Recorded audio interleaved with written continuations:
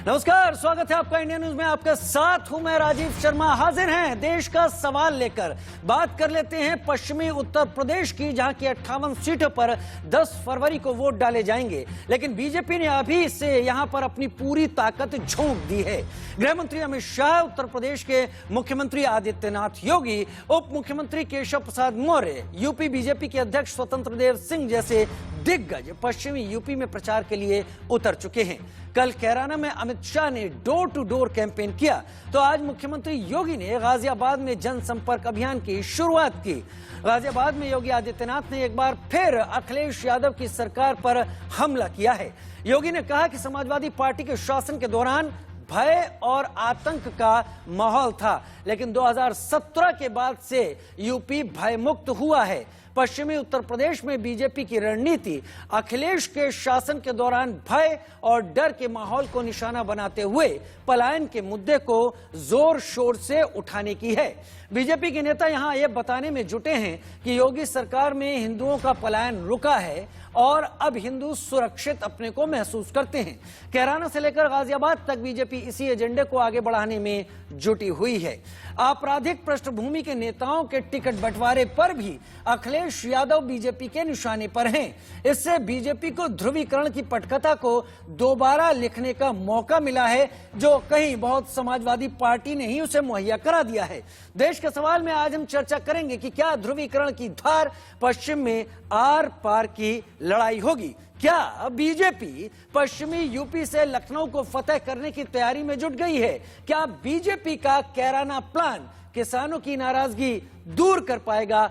और पश्चिम उत्तर प्रदेश की परीक्षा में अखिलेश यादव और उनके साथी कहां पर खड़े हैं? इन सारे सवालों पर आज हम अपने मेहमानों से चर्चा करेंगे, लेकिन आइए उससे पहले आपको सुनाते हैं गाजियाबाद में योगी आदित्यनाथ ने कैसे समाजवादी पार्टी पर हमला बोला।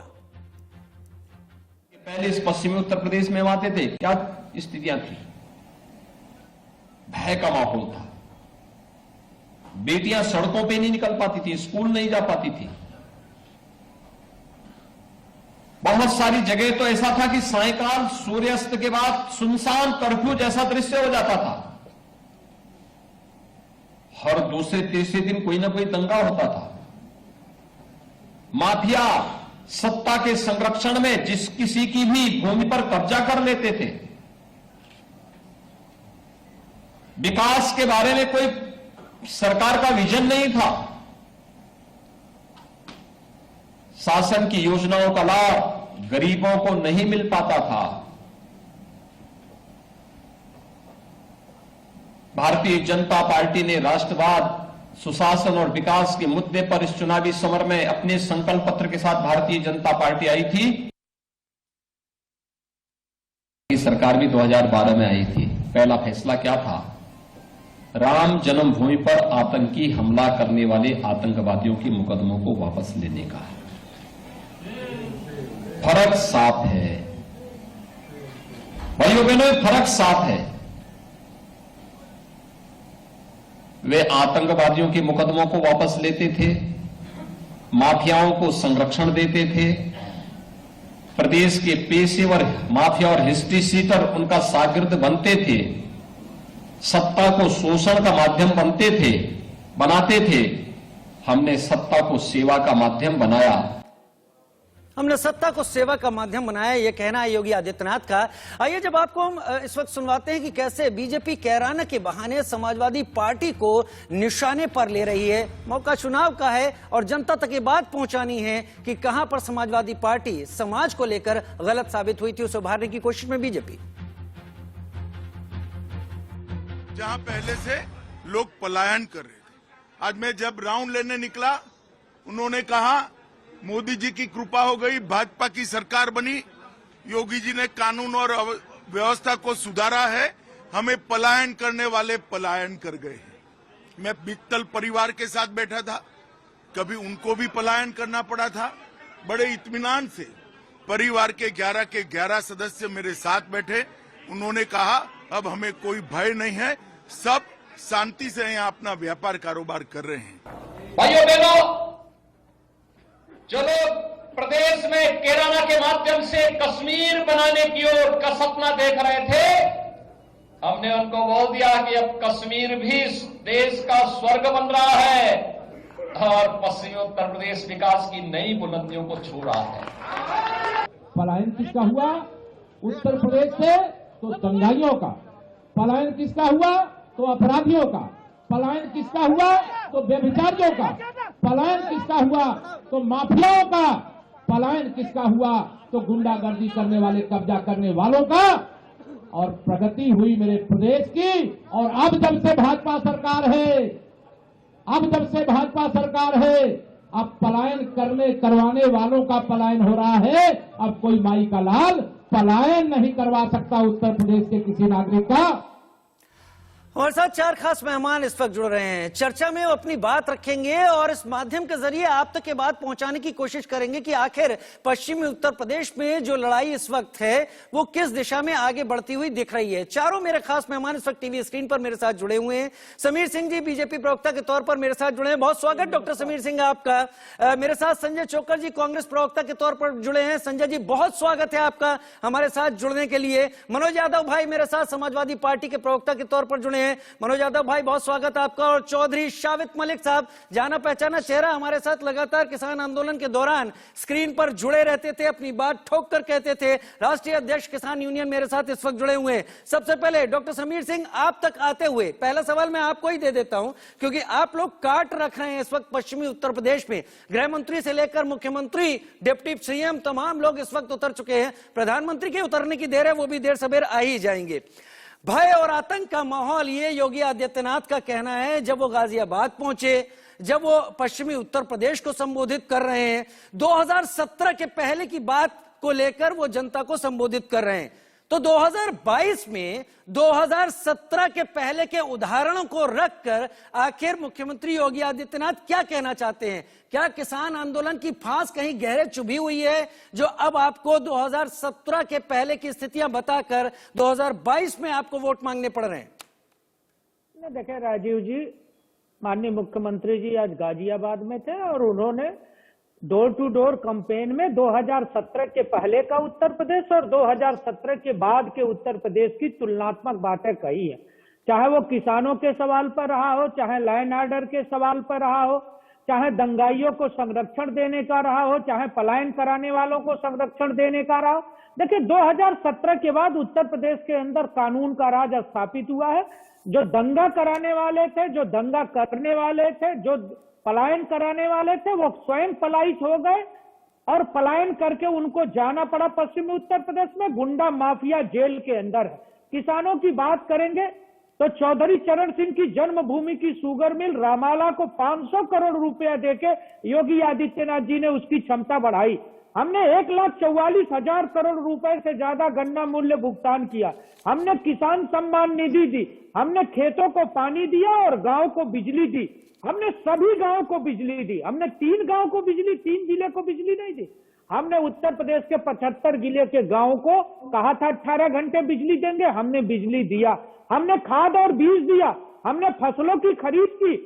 समाजवादी पार्टी की सरकार में 2016 में 7 लाख मीट्रिक टन की खरीद हुई थी। हमने 2021 में 57 लाख मीट्रिक टन गेहूं की खरीद की है एमएसपी पे। राजीव जी, ये फर्क साफ है। ये उत्तर प्रदेश की जनता और पूर्वी उत्तर प्रदेश की जनता इसको महसूस कर रही है। और जिस प्रकार से अमित शाह जी कल कैराना में थे, कैराना के अंदर मित्तल परिवार ने यह कहा कि हम 2017 के बाद अपने घर वापस आ गए और भारतीय जनता पार्टी की सरकार में 350 परिवार जो पलायन किए थे कैराना से, वो अपने घर वापस आ गए, रोजगार कर रहे, व्यापार कर रहे। उनकी खुशी कल देखे बन रही थी। राजीव जी, ये सुशासन होता है, ये कानून का राज होता है, ये विकास और तरक्की होती है। ये उत्तर प्रदेश तरक्की और विकास के साथ जा रहा है, किसानों की खुशहाली के साथ जा रहा है, बिजली पानी रोजगार के साथ जा रहा है। इसका फर्क साफ है। ये माननीय मुख्यमंत्री जी और गृह मंत्री जी ने बताया है। हम आगे भी इसको बताएंगे। हमने जो काम किया वो जनता के बीच में लेके जा रहे हैं। अपने किए गए कामों को लोगों को बताएंगे।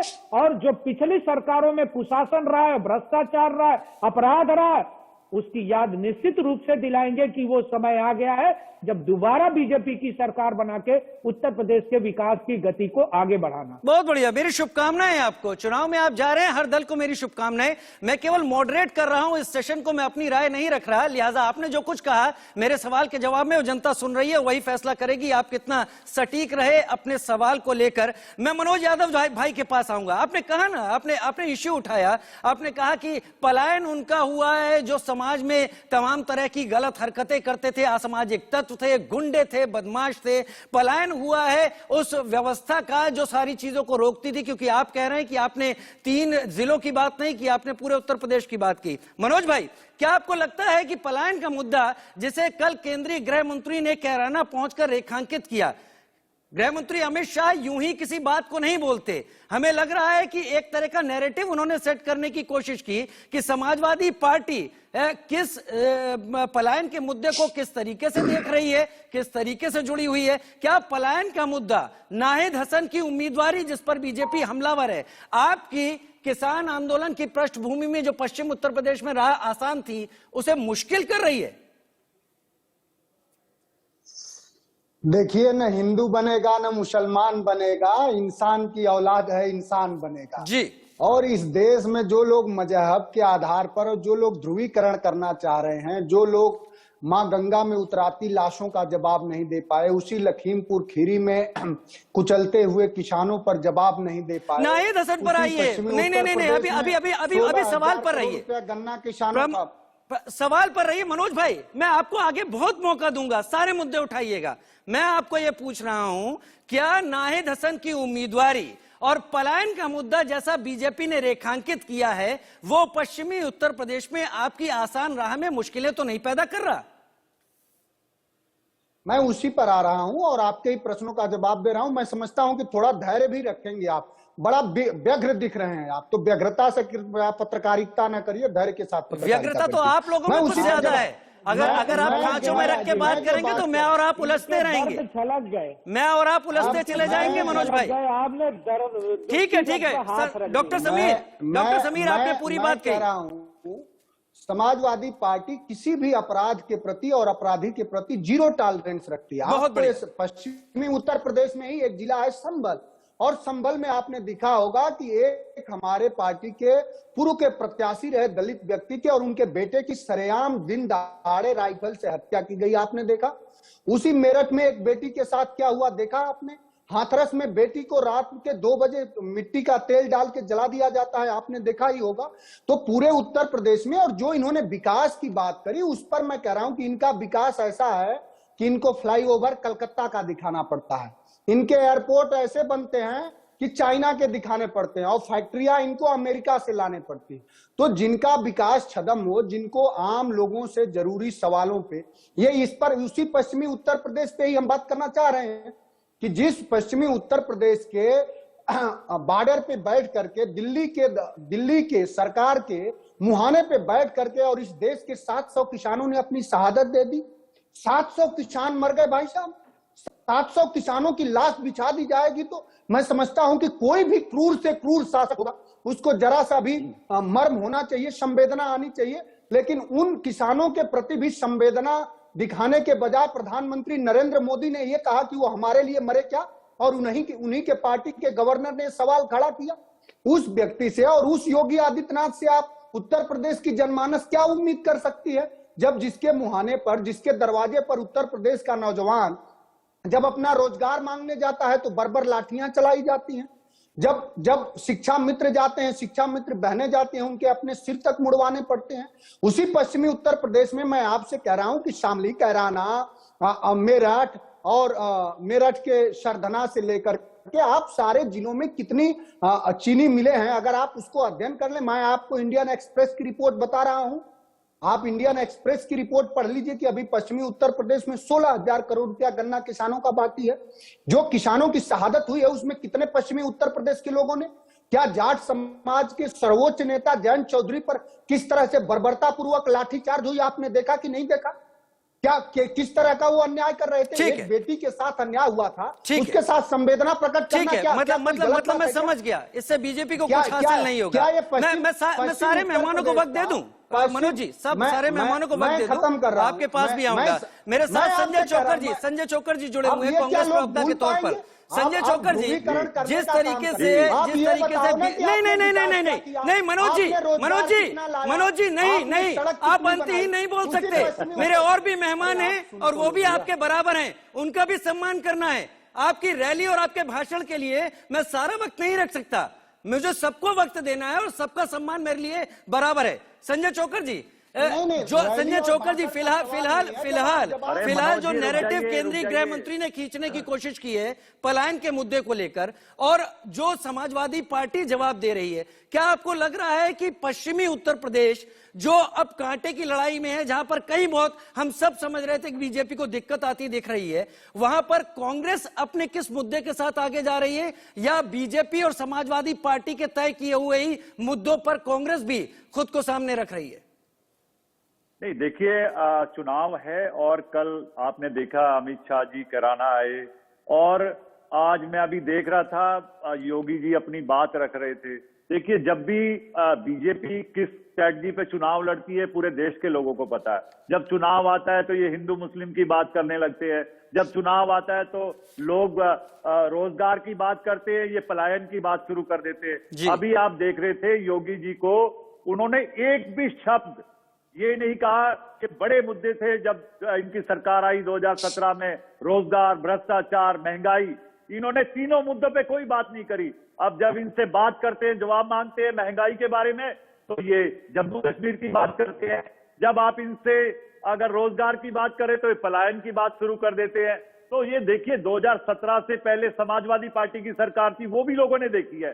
2017 के बाद बीजेपी की सरकार है, वो भी लोगों ने देखी है। और वेस्टर्न यूपी के लोग, आप देखना क्या हालत इनकी, आज ये इनको शर्म आनी चाहिए बीजेपी के लोगों को कि 700 लोग जो किसान मारे गए और 1 साल तक वो बॉर्डर पे बैठे रहे, इन्होंने सुनवाई नहीं करी। पास में ही प्रधानमंत्री जी और अमित शाह जी आज कैराना पहुंच गए, लेकिन उनको शर्म नहीं आई कि जब 1 साल किसान सड़कों पे बैठा रहा, वो वहां पे नहीं जा पाए। लेकिन आज क्योंकि चुनाव आ गया है, वोट चाहिए, वोट को ध्रुवीकरण करना है, भड़काना है, तो आज उन्होंने कैराना से अपना शुरू कर दिया कैंपेन। तो ये जनता है, ये सब कुछ देख रही है। और आप देखिए, जब 2011 की बात करें, राहुल गांधी जी ने भट्टा पारसोल से किस तरीके से किसानों की बात की आवाज शुरू करी थी। और पिछले अगर आप 2-3 साल की बात करें तो पूरा देश देख रहा है किस तरीके से प्रियंका गांधी जब से प्रभारी बनी उत्तर प्रदेश की, और जयंत चौधरी जी या अखिलेश यादव जी या ये सारे लोग तो अभी आए हैं किसानों के आंदोलन के बाद, ये तो गायब थे। कोविड के टाइम पे कोई नहीं था, आप किसानों के आंदोलन में कोई नहीं था। मनोज जी से देख रहा है, जनता भी देख रही है। मनोज जी से पूछ लेंगे कि अभी जयंत चौधरी और अखिलेश यादव किसानों के साथ जुड़े हैं, पहले से जुड़े थे। चौधरी शावित मलिक से बात कर लेता हूँ, राष्ट्रीय अध्यक्ष किसान यूनियन, अब उन्हें भी वक्त दीजिए। तरह के हालात की चौधरी शावित मलिक को सुन लेते हैं, उन्हें भी वक्त दें। उन्होंने आप सबको सुना है, उन्होंने आप सबको सुना है, चौधरी शावित मलिक को सुन लेते हैं। चौधरी शावित मलिक, आप भी लगातार पिछले कुछ दिनों से देख ही रहे होंगे क्या कुछ चल रहा है। जैसे अभी संजय भाई बोल रहे थे कि पलायन के मुद्दे को उठाया जा रहा है। आप मुझे अच्छी तरीके से बताइए, बीजेपी अब जिस बात को सामने रख रही है, क्या वो हकीकत नहीं है पश्चिम उत्तर प्रदेश की? और अगर बीजेपी को ये चीजें रखनी पड़ रही हैं, तो क्या बीजेपी ये समझ चुकी है कि पिछले कुछ दिनों में जो किसान आंदोलन चला है उसके चलते बीजेपी भारी नुकसान में है? वस्तुस्थिति क्या लगती है, समाजवादी पार्टी और बीजेपी के नैरेटिव चलेंगे या फिर किसानों का मुद्दा ही असल चीज तय करने वाला है वेस्ट यूपी में? राजीव जी, धन्यवाद, आपने समय दिया।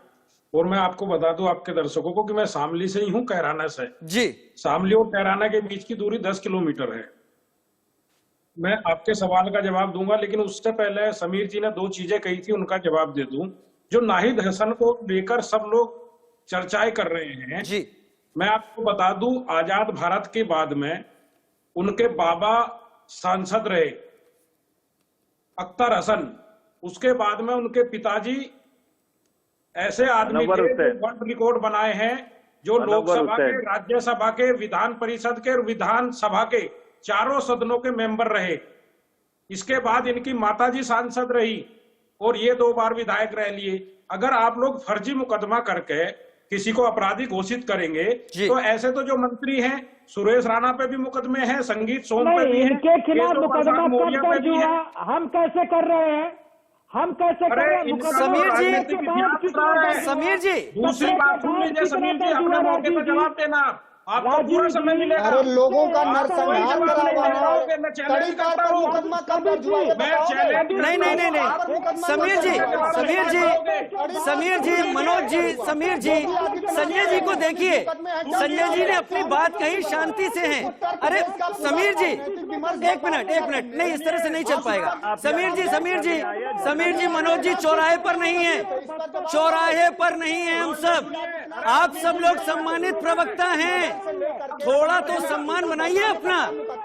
समीर जी, मनोज जी, समीर जी, थोड़ी देर के लिए, समीर जी, मेरा निवेदन है, करबद्ध निवेदन है, समीर जी, मनोज जी, नहीं इस तरह से नहीं चलेगा, मुझे फेडर डाउन कराना पड़ेगा आवाज। केवल चौधरी शावेद मलिक को सुनना है, जनता अभी केवल चौधरी शावेद मलिक को सुने। मुझे हार कर ये फैसला लेना पड़ रहा है। नहीं, केवल शावेद मलिक साहब अब अपनी बात रखेंगे। संजय जी देखिए कितनी शांत, आपको सुनिए, तल्ख जवाब आएंगे, चुभेंगे, लेकिन वक्त आने पर जवाब दें, सुन तो लें। केवल चौधरी शावेद मलिक बात पूरी करें। राजीव जी, दूसरा मुद्दा इन्होंने रमाला शुगर मिल का उठाया। अरे सुन लीजिए, मौका देंगे बोलने का। समीर जी, मौका मिलेगा। शुरुआत हुई है, समीर जी, उन्हें सुन तो लें, चाहे कितना भी तल्ख बोल रहे हैं। दे दो ना, मैं कहाँ मना कर रहा हूँ, मैं तो ये अच्छा सुनिए, राजीव जी जो दूसरा, आप बोलिए, नहीं इस तरह से आप अपनी बात पूरी कीजिए। चौधरी शावेद मलिक, दूसरा मुद्दा इन्होंने उठाया कि चौधरी चरण सिंह जी की कर्म भूमि पे हमने मिल को मोडिफाई कराया जी। ये 500 कुछ करोड़ बता रहे, इनको नहीं पता है, ये नोट करें, 311 करोड़ रुपए इन्होंने मिल को दिए। जानकारी नहीं है, दिया हमने। अरे सुन लीजिए, बीच में बोलोगे तो फिर आप नहीं बोल पाओगे, बीच में आप नहीं बोल पाओगे। अब क्यों मिर्ची लग रही तुम्हें? झूठ बोल रहे हो, झूठ व्हाट्सएप यूनिवर्सिटी से आया होगा, तुम्हें ये भी नहीं पता होगा कि सामने कहाँ है, हाथरस कहाँ है, माठ कहाँ है, सरगना कहाँ है, दौराला कहाँ है, तुम्हें कुछ पता नहीं होगा। बस व्हाट्सएप जवाब नहीं दे पाएंगे, इनके पास जवाब नहीं है। व्हाट्सएप यूनिवर्सिटी का पिछले 30 साल में 300 करोड़ रुपए के घाटे में था, इन्होंने नया मिल लगाया। व्हाट्सएप यूनिवर्सिटी चलाओ, पिछले 2 सालों में वो मिल 200 करोड़ रुपए फिर घाटे में चला गया। वो मिल जो ये बता रहे हैं 500 करोड़ रुपए के घाटे में है। बदतमीजी ये घाटे का मिल चला रहे हैं, तो ऐसे अधिकारी को नहीं मिल सकते। क्या वहाँ पे भ्रष्टाचार नहीं हो रहा है? गन्ना किसानों का भुगतान कहाँ से होगा? जब 500 करोड़ के मिल घाटे में चला गया है, तो ये कहाँ से गन्ने का भुगतान करा पाएंगे? नफरत मत फैलाओ, नफरत मत फैलाओ। मनोज जी मत फैलाओ, सद्भाव की बात करो, सद्भाव की बात करो, सद्भाव। हिंदू मुस्लिम ये वोट युद्ध में वाक युद्ध की आवश्यकता नहीं है। मैं एक बार फिर से कहूंगा, नहीं तो मुझे संजय चोकर जी के पास जाना पड़ेगा, क्योंकि संजय चोकर जी ने अपनी बात को शांति से रखा, शांति से सुना। चौधरी शावेद मलिक 30 सेकंड और दे रहा हूं, कंप्लीट कीजिए। मेरी प्रार्थना है, कृपा कर सुने, चाहे कितना भी तल्ख हो, जवाब देने का मौका दूंगा। चौधरी शावेद मलिक 30 सेकंड। जिस मिल की चर्चा इन्होंने करी, ये धोखे से बोल गए, वो मिल 511 करोड़ रुपए के घाटे में है। पिछले 30 साल में 300 करोड़ घाटे में था, जब से इन्होंने उसको दोबारा से लगाया, 2 साल में 200 करोड़ के घाटे में चला गया। तो क्यों भ्रष्टाचार नहीं हो रहा? कहां से गन्ने का भुगतान होगा जो मिल 500 करोड़ के घाटे में चला गया? दूसरी बात ये करते हैं, ये कैराना में आते हैं, क्या किसान की बात करते हैं? अरे ये हिंदू मुस्लिम करने आते हैं। क्या शावेद मलिक, ठीक है, बहुत देर हो गई। शावेद मलिक, क्या पलायन मुद्दा नहीं है? क्या पलायन कोई मुद्दा था ही नहीं? शावेद मलिक ये बताइए, पलायन कोई कभी मुद्दा था ही नहीं? यहाँ पर पलायन कोई मुद्दा नहीं था। जो लोग गए थे वो व्यापारी थे, जी। कुछ दिन गए थे वो 2016 में, 2017 से पहले 16 में ही वापस आ गए थे। तो क्या और जो खुद- व्यापारियों के बयान सामने आए हैं वो धमका कर दिलाए गए हैं, जो खुलकर कह रहे हैं कि हम इन परिस्थितियों के बीच यहां से गए? राजीव जी, माननीय हुकम सिंह जी अब इस दुनिया में नहीं है, उनका वीडियो है, मैं आपको भेज दूंगा। उन्होंने कहा ये हिंदू मुस्लिम का मुद्दा नहीं है, ये पलायन का मुद्दा नहीं है, वो ये लिस्ट तो मुद्दा हुकुम है सिंह जी कानून की व्यवस्था का। तरफ से ही दी गई थी।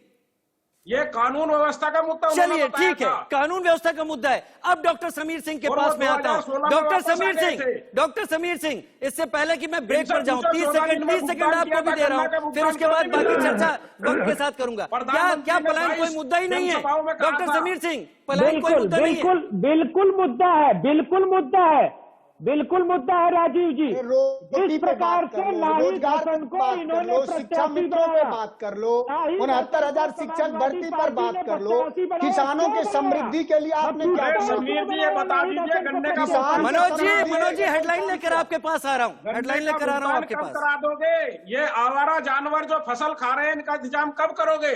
किसान के समृद्धि के लिए, किसान के खुशहाली के लिए आपने कुछ किया तो है नहीं। ठीक है, उनके ठीक है, उर्वरक के ठीक दाम है, बढ़ा ठीक है, दिया, ठीक है, उनके मैं लौट बोरी से कर 5 मैं लौट किलो कर आ रहा खाद कम हूं, कर मैं दिया। लौट कर आ रहा हूं, बहुत जल्दी लौट कर आ रहा हूं। शुरुआत सवाल की करूंगा मनोज भाई के साथ कि यहां पर किसानों के लिए क्या किया जाना चाहिए, क्योंकि अक्सर चुनाव में वोट हासिल करने के लिए मुद्दों को उभारा जाता है, वो मुद्दे कहीं बहुत पीछे छूट जाते हैं। ये एक चुनाव की बात नहीं है, कई चुनाव में कई सारे मुद्दों के साथ ऐसा ही हुआ है। मैं हेडलाइंस लेकर लौट कर आता हूं। मनोज जी आपसे शुरुआत करता हूं। लगातार हम चर्चा कर रहे हैं, बीजेपी जिस तरीके के मुद्दे को उठा रही है, उभार रही है। केंद्रीय गृह मंत्री ने कैराना में पलायन का मुद्दा उठाया, तो योगी आदित्यनाथ ने समाजवादी पार्टी के द्वारा दिए जा रहे टिकट को एक बड़ा सवाल बताया और यह कहा कि इस तरह के अगर टिकटार्थी समाजवादी पार्टी से आगे आते हैं तो अगर भविष्य में उनकी सरकार बनती है तो क्या हाल होगा। खैर, मेरे साथ मेरे मेहमान तमाम बने हुए हैं, संजय चोकर जी, मनोज भाई मेरे साथ बने हुए हैं और चौधरी शावेत मलिक मेरे साथ इस वक्त बने हुए हैं। जैसा मैंने कहा था, हेडलाइंस के बाद मनोज भाई आपसे शुरुआत करूंगा। तो मनोज भाई, मुद्दे क्या होने चाहिए पश्चिमी उत्तर प्रदेश में? क्या केवल और केवल किसान के मुद्दे पर ही समाजवादी पार्टी चुनाव लड़ रही है, या उसके पास और भी तमाम मुद्दे हैं जिनको फोकस में रख रही है समाजवादी पार्टी? देखिए, समाजवादी पार्टी का जो विकास है और वो समावेशी विकास है, उसको सभी तरह के विकास के जितने भी मानक हों, चाहे वो सड़क के हों, चाहे सुरक्षा। अभी कल ही हमारे राष्ट्रीय अध्यक्ष जी ने ऐलान किया कि उत्तर प्रदेश में जो बेरोजगारी, पूरे देश के बेरोजगारी का जब आप आंकड़ा देखेंगे तो उत्तर प्रदेश में जो बेरोजगारी का दर है वो 18.9% है। तो हमारी पार्टी ने यह सुनिश्चित किया कि सिर्फ एक सेक्टर में, आईटी सेक्टर में, राष्ट्रीय अध्यक्ष जी ने कहा कि 22 लाख रोजगार देने का काम करेंगे। बिजली की जो समस्या है, बिजली हमने कहा कि 300 यूनिट हम फ्री बिजली देंगे। उन जिनको 300 यूनिट तक जो बिजली का उपभोग करेंगे उनको फ्री होगा। लोगों ने सवाल ये खड़े किए कि आप इतना बिजली कहां से देंगे। अब सवाल यह है कि जिस देश में 12 लाख करोड़ रुपया उद्योगपतियों का आप राइट ऑफ कर सकते हो, उसमें आप चंद हजार करोड़ रुपए की बिजली अपने गरीबों किसानों को क्यों नहीं दे सकते हैं? निश्चित रूप से दिया जाना चाहिए। जो ऑक्सफैम की जो रिपोर्ट आई है उसके अनुसार 84% लोग इस देश में विगत 2-3 साल में बेतहाशा गरीबी की तरफ बढ़े हैं। उसमें भी उत्तर प्रदेश सबसे ज्यादा है। उत्तर प्रदेश में बहती लाशें किसने नहीं देखी? इसी उत्तर प्रदेश में जब आप किसान की बात करते हैं तो आपको ये समझना पड़ेगा, साबित साहब जो बता रहे थे, ये लोग कितनी शालीनता से अपनी बात रख रहे थे और नफरती चिंटू तो डिबेट छोड़ के चले गए। तो मैं ये जानना चाहता हूं, समाजवादी पार्टी ये जानना चाहती है कि किसान का लागत मूल्य जो खेती में है, जब डीजल की आप कीमत बढ़ाते हैं, उर्वरक की कीमत बढ़ाते हैं, पेस्टिसाइड की कीमत बढ़ाते हैं, तो उसका लागत मूल्य बढ़ता है। और वही देश का किसान कितना वाजिब बात कर रहा था कि जब आप 1 रुपए का कोई सामान खरीदते हैं, आप 1 रुपए का चिलगम भी खरीदते हैं, आप साबुन खरीदते हैं, आप टूथपेस्ट खरीदते हैं, जब सबकी एमएसपी इस देश में सुनिश्चित हो सकती है कि नहीं इसका यही प्राइस है, तो अगर किसान अपने फसल का एमएसपी मूल्य मांग रहा है तो कौन सा गुनाह कर रहा है? उसमें बीजेपी समर्थित जो अर्थशास्त्री हैं, जो सरकार पोषित अर्थशास्त्री हैं, वो आके कहते हैं कि इससे बजट बिगड़ जाएगा। अरे आप कई लाखों करोड़ रुपया इस देश के उद्योगपतियों का राइट ऑफ कर सकते हैं, जो देश के बैंकों से लोन लेते हैं उसको माफ कर सकते हैं। ये जो राइट ऑफ की आप बात कर रहे हैं मनोज भाई, ये राइट ऑफ आज से तो किया नहीं जा रहा है, ये राइट ऑफ तो बहुत सालों से किया जा रहा है। मेरा सवाल सिर्फ इतना है, इतनी देर में क्यों याद आ रही है इन चीजों की? एक मिनट, मैं सवाल आपके पास छोड़कर संजय चोकर जी के पास जाऊंगा। संजय जी, मनोज जी लगातार इस बात को उठा रहे हैं कि राइट ऑफ किया जाता है बड़े बड़े एम्पायर्स का, जो भी उनका कर्जा होता है। ये आज से नहीं हो रहा है, बहुत पहले से हो रहा है। तो किसानों के लिए छोटे मुद्दों पर अब ये मुद्दा क्यों बन रहा है? क्या इसलिए कि कुछ पार्टियों ने इस तरह की चीजें शुरू कर दी हैं और उससे उन्हें सफलता मिलती हुई दिखाई पड़ रही है? क्या यही वजह है? नहीं, देखिए, पहले आपने मनोज जी से पूछा था कि क्या किसानों का बड़ा मुद्दा है चुनाव में। देखिए, किसानों का भी एक बड़ा मुद्दा है और अकेले किसान, ऐसा नहीं है कि किसान ही एक वोटर है, अलग अलग तरह के व्यापारी भी हैं, नौजवान भी है, सारी तरह का अलग अलग लोग वोटर है। किसान एक बड़ा मुद्दा इसलिए कि कुछ टाइम पहले किसानों का एक कानून बनाया इन्होंने और उस पे पार्लियामेंट में कोई चर्चा नहीं करी, किसानों के संगठन से कोई चर्चा नहीं करी, अचानक बिल लेके आगे और वो किसान 1 साल तक सड़कों पे बैठा रहा, अपनी आवाज उठाता रहा और प्रधानमंत्री ने और बीजेपी ने उसकी बात नहीं सुनी। तो इसलिए ये बड़ा मुद्दा है कि आज जब बीजेपी के लोग किसानों के पास जाएंगे, क्या वो किसान बीजेपी को वोट डालेगा या नहीं डालेगा? क्या किसान ये 1 साल जो वो परेशान रहे उसको भूल गया या नहीं भूल गया? तो इसलिए किसान बड़ा मुद्दा है। आज वेस्टर्न यूपी का किसान ही नहीं, आप ये डिबेट जरूर हमारी किसानों के मुद्दे पे, लेकिन अकेला किसान नाराज नहीं है, सब वर्ग नाराज है, व्यापारी भी नाराज है, महंगाई बहुत। और जैसा अभी मनोज जी भी बात कर रहे थे कि चुनाव कैराना पे पलायन हुआ या नहीं हुआ, उस पर नहीं लड़ना चाहिए। कैराना में पलायन आज भी हो रहा है, आज पलायन महंगाई से हो रहा है, आज बेरोजगारी से हो रहा है। कैराना का जो नौजवान है उसको वहां पे नौकरी नहीं मिल रही, उसको दिल्ली आके या हरियाणा में आके नौकरी करनी पड़ती है या बड़े शहर में गुड़गांव में या बॉम्बे जाना पड़ता है। तो पलायन तो बहुत पहले से एक बड़ा मुद्दा है। जब समाजवादी की सरकार थी तो बदमाशी की वजह से पलायन था, लोग डर की वजह से बाहर जा रहे थे। आज बीजेपी की सरकार है तो आज और मुद्दों की वजह से रोजगार ढूंढने के लिए बाहर जा रहे हैं। ये बड़ी बड़ी बातें, बड़े बड़े विज्ञापन बीजेपी के लोग दे रहे हैं, लेकिन आप कैराना की हकीकत, कैराना मेरे से भी लगता हुआ कॉन्स्टिट्यूएंसी है, बिल्कुल 5-10 किलोमीटर है, मलिक साहब जानते हैं, मैं भी वहां पे जाता हूं। कितना विकास हुआ कैराना में, शामली में, मुजफ्फरनगर में, ये मैं भी रोज देखता हूं। क्या हालात है वहां के, कितनी कानून व्यवस्था सुधरी है, ये हमें सबको पता है। वो ठीक है, आज टीवी चैनल पे कुछ लोगों के आगे जब आप माइक अड़ा दोगे कि आपको कैसा लग रहा है, क्योंकि बीजेपी की सरकार देश में भी है और प्रदेश में भी है, तो उनको बोलना पड़ता है कि नहीं जी बहुत कुछ अच्छा हुआ है, कानून व्यवस्था बढ़िया हुई है। तो मैं ये कहता हूं कि 2017 से पहले जो समाजवादी पार्टी की सरकार थी उसके में भी बहुत बुरा हाल था, लोग बहुत दुखी थे और उस सरकार को बदला लोगों ने। आज बीजेपी की सरकार से उतना ही दुखी है लोग, चाहे वो किसानों की बात करें, महंगाई चौधरी शावित मलिक मुद्दे पे फेल हुई है सरकार। चौधरी शावित मलिक, संजय चोकर जी ने 2 बातें कही हैं। मैं पार्टी में नहीं जाऊंगा क्योंकि वो कांग्रेस से हैं, लेकिन उन्होंने कहा कि जब समाजवादी पार्टी की सरकार थी 2017 के पहले, तब बदमाशी और गुंडाई के चलते पलायन होता था और आज रोजगार न होने के चलते पलायन होता है, पलायन लगातार जारी है। आप सहमत हैं उनकी इस बात से? राजीव जी, कहीं ना कहीं सरकार में कुछ कमी थी, जब ही लोगों ने उसको बदला था। हर सरकार में कुछ ना कुछ अच्छा भी होता है, हमने भी यही कहा। और इन्होंने कमियां की थी तो इनको बाहर बैठाया गया, दूसरों ने सपने दिखाए, अच्छी अच्छी बातें लोगों को बताई, लेकिन वो बताने में कामयाब नहीं हुए, इसलिए जनता फिर बदलाव चाहती है। समाजवादी पार्टी ने एक किसानों के लिए अच्छा काम किया था, जो हमारी सरकारी नलकूप होते हैं और नहरों की बिजली होती है, वो किसानों के लिए फ्री करने का काम किया था। कांग्रेस ने अपने जमाने में 72,000 करोड़ रुपए किसानों का ऋण माफ करने का काम किया था, लेकिन बीजेपी आज कोई भी ऐसा मुद्दा नहीं बता सकती कि हमने किसानों के लिए ये किया है। वो बताते हैं कि हम 6,000 रुपए दे रहे हैं, लेकिन 6,000 रुपए के नाम पर आपने महंगाई कितनी बढ़ा दी है। उन्होंने हमारा जो 10 रुपए गेहूं पे बोनस मिलता था वो खा गए हैं, 10 रुपए धान पे बोनस मिलता था वो खा गए हैं। पूरे देश की बात बता रहा हूं मैं आपको। दूसरा, हमारे जो उर्वरक हैं वो कितने महंगे हो गए हैं, डीजल खेत में इस्तेमाल होता है कितना महंगा हो गया। उत्तर प्रदेश के अंदर जब इनकी सरकार आई, बिजली के रेट हरियाणा से थोड़े से ज्यादा थे, लेकिन आज आप अगर बात करेंगे इनके घटाने के बाद भी वहां से 3 गुना ज्यादा है। और अगर आप बिजली के रेट पहले ही कम कर सकते थे तो 4.5 साल तक आपने लोगों को लूटने का काम क्यों किया? ठीक, ऐसे तमाम मुद्दे हैं। किसान, ठीक है मनोज भाई, मनोज भाई आपने चौधरी शावेद मलिक को सुना, आपने संजय जी को सुना, बीजेपी को भी आपने सुना, डॉक्टर समीर को भी, सिंह को भी आपने सुना।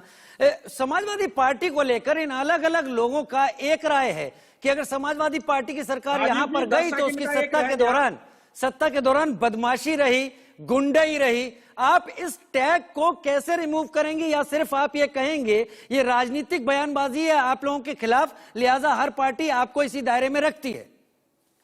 देखिए कम से कम जी आप कंप्लीट करें प्लीज। ऐसा है, आप जो बात कर रहे थे किसान आंदोलन की, जब 26 जनवरी को इन लोगों ने षड्यंत्र रचकर किसानों को बदनाम करने का काम किया, और उस वक्त जब किसानों को दौड़ा दौड़ा के रात में मारा जा रहा था, पीटा जा रहा था, उस वक्त चौधरी अजीत सिंह अगर ना होते, अगर वो फोन ना करते इनके राजनेताओं को और राकेश टिकैत को और जयंत चौधरी वहां ना जाते, तो ये किसान आंदोलन मैं समझ गया। ठीक है, समय मेरे पास कम है, लिहाजा मैं मनोज भाई को दूंगा। मनोज भाई लास्ट कमेंट आपका। ठीक है शावेद मलिक साहब। मनोज भाई देखिए, जिस देश के पूर्व प्रधानमंत्री पूज्य चरण सिंह जी ने कहा कि इस देश के खुशहाली का रास्ता आप मुझे ये बताइए, अभी खलिहान से होके जाता है। मुद्दे पर मेरे सवाल पर आइए। कांग्रेस कह रही है कि आपकी सरकार बदमाशी और गुंडाई के चलते गई, बीजेपी भी यही कह रही है, और भी क्वार्टर से ये बात आती है। क्या आपको घेरा जाता है? क्या आप लोग को इस टैग में घेरा जाता है? राजीव भाई, आपका सवाल बहुत अच्छा है। मैं वही बता रहा हूं, ये बहुविज्ञापित प्रचार है भारतीय जनता पार्टी का। चूंकि वो विकास के सवाल पर, वो सुरक्षा के सवाल पर, वो स्वास्थ्य के सवाल पर, वो इंफ्रा के सवाल पर, तकनीकी के सवाल पर, कि जिस उत्तर प्रदेश में HCL लाने का भी काम किसने कराया, एलिवेटेड सड़क बनवाने का काम उसी जहां आप हैं नोएडा गाजियाबाद में किसने कराया? माननीय अखिलेश यादव जी ने। इनका विकास इस तरह का है कि सड़क पर जब नारियल फोड़ा जाता है तो नारियल टूटने से पहले सड़क उखड़ जाती है।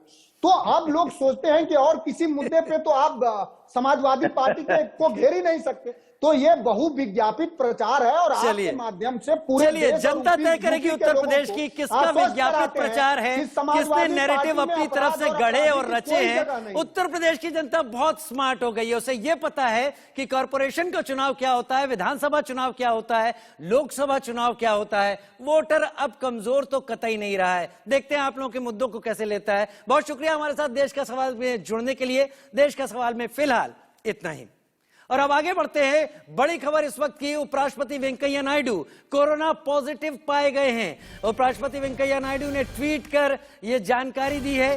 संसद परिसर में अब तक 875 कर्मचारी कोरोना संक्रमित पाए गए हैं। राज्यसभा में अब तक 271 संक्रमितों की पुष्टि हो चुकी है। बड़ी खबर इस वक्त की, उपराष्ट्रपति वेंकैया नायडू कोरोना संक्रमित पाए गए हैं। एक छोटा सा ब्रेक, जल्द हाजिर होते हैं।